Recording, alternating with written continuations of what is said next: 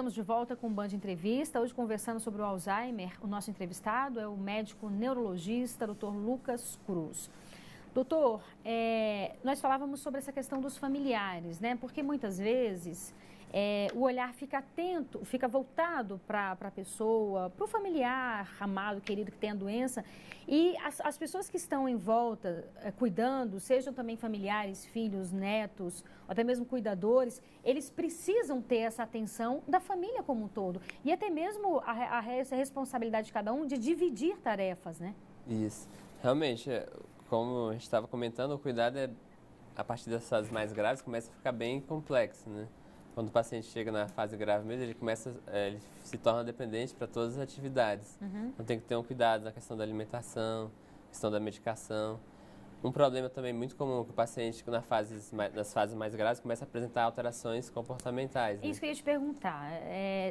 Associam, não sei se necessariamente isso acontece, o Alzheimer com a agressividade. Essa associação, ela faz sentido? Sim, com a avançada da doença, a pessoa começa a apresentar essa agressividade, a gente chama de, às vezes, psicose ou delírio. É bastante comum, essas alterações comportamentais. E, dependendo do período do dia, é mais comum, às vezes, no entardecer, para o anoitecer, o paciente já começa a não saber onde está, começa a ficar agressivo.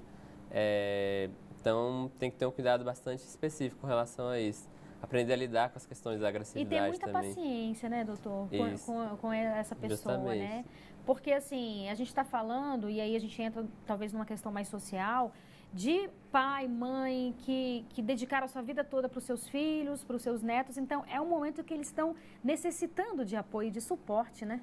Isso, justamente. Essa questão é importante, a questão da paciência, da carinho também, mesmo que às vezes a pessoa não esteja teoricamente entendendo, mas é importante falar palavras de carinho, até questão física também, né? Não só de palavras, mas física também. Toque, né? O toque, abraço, demonstrar afeto para aquela pessoa, né? Isso, principalmente das pessoas mais próximas, né? Que passa também uma questão mais de segurança para o paciente. Assim. E o ideal claro que a gente está falando de ideal, cada um é que sabe da sua dor, né? E da sua dificuldade. Mas o ideal é manter essa pessoa entre os familiares, existem internações também, mas qual seria o ideal? Sim, chega um momento nessa questão, quando o paciente já chega nessa fase mais grave, que às vezes a gente conversa realmente com as familiares com a questão do suporte, né?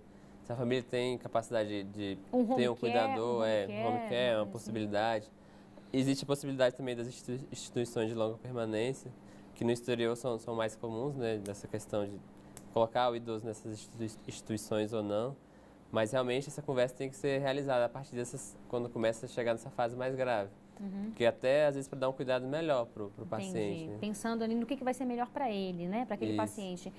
O Alzheimer, ele pode levar à morte?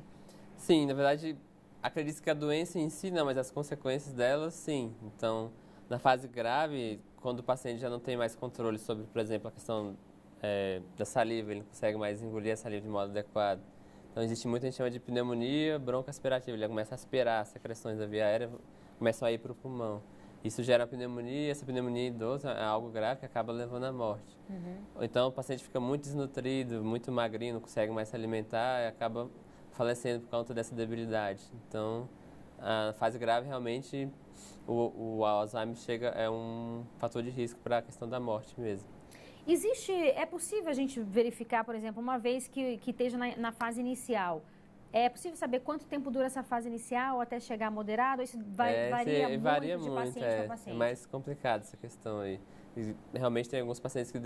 Um dos objetivos, teoricamente, dos medicamentos seria esse, de deixar o mais tempo possível nas fases mais leves, né? As fases iniciais. Mas realmente varia muito, não tem assim, um tempo específico de um para outro. É importante ou não é recomendado quando a pessoa começa a ter lapsos de memória? Esquece do filho, esquece do marido. É importante você lembrar essa pessoa desses seres que ela está esquecendo ou não?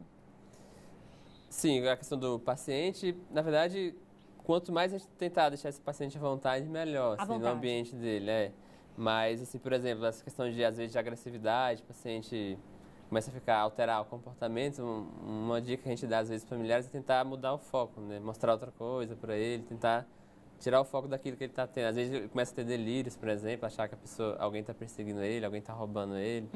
Então a gente tem que dar algumas estratégias para tentar mudar o foco. Essa questão de nomes, assim, com a avançada doença, realmente ele vai ser comum ele esquecer, mas essa questão da proximidade é importante, estar sempre próximo, demonstrando afeto, isso ajuda na questão principalmente comportamental também, deixar o paciente mais tranquilo, né? Entendi. E quando, portanto, que a pessoa ou os familiares devem, de fato, procurar o especialista, e o especialista ideal é o neurologista? Sim, então, a partir do momento que a pessoa tem dificuldade de memória e isso já começa a interferir no dia a dia, nas atividades, ela tem uma dificuldade no trabalho ou em casa mesmo, já é recomendável que que a pessoa procure um médico especialista nessa questão. Realmente, o neurologista é um médico capacitado a fazer o diagnóstico, o acompanhamento do paciente com Alzheimer. Existem algumas outras especialidades que também acompanham. O geriatra, por exemplo, também pode acompanhar. Mas, realmente, quando começa a ter uma dificuldade de memória que interfira nas atividades de vida diária, já é recomendável que procure um especialista, sim, para dar um diagnóstico mais precoce. E já iniciar o tratamento, né? Isso. E como a gente falou, muitas vezes não é fácil para os familiares, para as pessoas que estão ali, mas esse paciente precisa de muito carinho, de muito afeto, né? Isso faz parte também do tratamento, Isso, né? Com certeza. Sempre essa questão é importante. Apesar da pessoa, às vezes, parecer que não está mais ali, muitas vezes os pacientes falam isso, mas ele não interage mais comigo, né? Não tem mais, vamos dizer assim, afeto, mas, na verdade, manter essa questão do conversar, de demonstrar afeto de forma física, através de palavras também. Isso gera também um conforto, tanto para a família quanto para o paciente em si. Maravilha, doutor. Muito obrigada pela sua participação aqui, viu? Eu que agradeço. Muito obrigado pela oportunidade de falar desse problema que é tão prevalente, né? Prevalente, importante. A gente pode dizer que vem aumentando o número de casos, doutor? É que a população também vem envelhecendo, né? É verdade. E a expectativa de vida aumenta, né? Isso, e aí acaba que o diagnóstico fica mais prevalente, porque conforme a gente envelhece, maior a prevalência do problema. Tá bom. Muito obrigada pela sua participação, viu? Valeu. E o Band Entrevistas de hoje fica por aqui. Muito obrigada pela sua audiência e companhia. A gente volta a se encontrar na próxima semana. Eu espero você até lá. Tchau, tchau.